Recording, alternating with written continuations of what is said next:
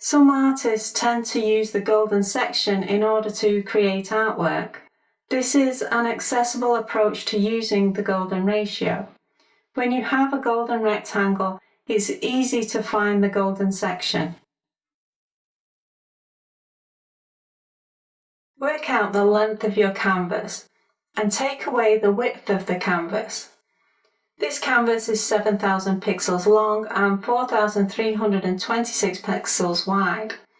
Take 4,326 from 7,000 and I have 2,674 pixels.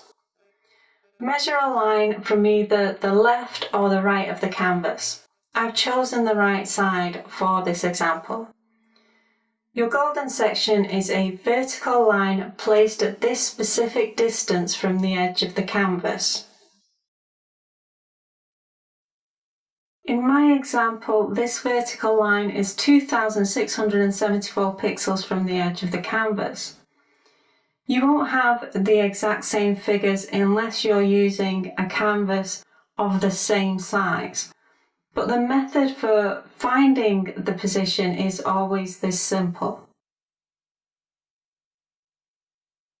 The reason why we take away the width from the length is that it gives us our shortest line. 5 minus 3.09 is 1.91. If our line was 7,000, we would cut it so one length is 4,326 and the other is 2,674. This is the golden ratio. You'll notice that dividing the golden rectangle in this way creates a square and a smaller rectangle. At this point, my interest in the golden ratio spikes because, as we've already seen, the most important canvas shapes in art are the rectangle and the square. Dividing the canvas in this way means that I can use both the square and the rectangle within a single piece of artwork. We've talked at length about the importance of the square canvas and being able to incorporate it into a rectangle canvas seems extremely useful. The rectangle that is beside it isn't just any rectangle, it's a golden rectangle. This canvas divides into a golden rectangle and a square.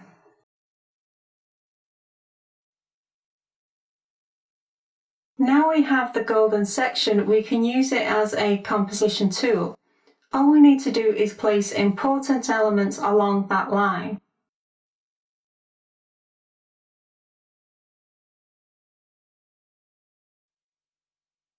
This image was created using the golden section.